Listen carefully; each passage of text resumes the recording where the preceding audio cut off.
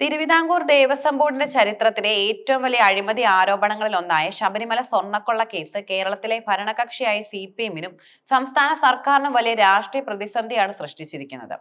ഹൈക്കോടതിയുടെ നേരിട്ടുള്ള നിരീക്ഷണത്തിൽ നീങ്ങുന്ന അന്വേഷണത്തിന്റെ ഓരോ ഘട്ടവും പൊതുസമൂഹത്തിന് മുന്നിൽ സുതാര്യമാകേണ്ടി വരുന്നതും കേസിൽ ഉൾപ്പെട്ടതായി സംശയിക്കുന്ന ദേവസ്വം ബോർഡ് ഉന്നതരുടെ രാഷ്ട്രീയ ബന്ധങ്ങൾ കാരണം CPM-നെ പ്രതിരോധത്തിലാക്കുന്നു. കേസ് അന്വേഷണം മുൻ ദേവസ്വം ബോർഡ് പ്രസിഡന്റുമാർ, കമ്മീഷണർമാർ എന്നിവരിലേക്ക് നീണ്ടതോടെ ആരോപണങ്ങളുടെ മുന നേരിട്ട് ഭരണകേന്ദ്രങ്ങളിലേക്ക് നീളുകയാണ്. അറസ്റ്റിലായ മുൻ എക്സിക്യൂട്ടീവ് ഓഫീസർ സുധീഷ് കുമാറിൽ നിന്ന് ലഭിച്ച വിവരങ്ങളും കട്ടിളപ്പാളി കടത്തിക്കൊണ്ടുപോയതിലെ നടപടിക്രമങ്ങളിൽ ഉണ്ടായ ഗുരുതര വീഴ്ചകളും പ്രത്യേക അന്വേഷണ സംഘം ഗൗരവമായി എടുത്തിരിക്കുകയാണ്. ഇതിന്റെ ഭാഗമായാണ് മുൻ ദേവസ്വം ബോർഡ് ഉന്നതരെ ചോദ്യം ചെയ്യാൻ ആരംഭിച്ചതും.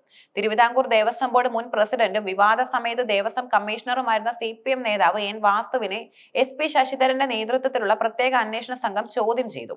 സ്വർണ്ണക്കൊള്ളയിൽ തനിക്ക് പങ്കില്ലെന്നാണ് വാസു ആവർത്തിച്ച് മൊഴി നൽകിയത്. വാസുവിന്റെ പ്രതിരോധം പ്രധാനമായും കേന്ദ്രീകരിച്ചത് അധികാര പരിധിയിലായിരുന്നു. സ്വർണം പൂശാൻ ശുപാർശ ചെയ്തുകൊണ്ട് എക്സിക്യൂട്ടീവ് ഓഫീസർ നൽകിയ കത്ത് ബോർഡിന് കൈമാറുക മാത്രമാണ് താൻ ചെയ്തത്.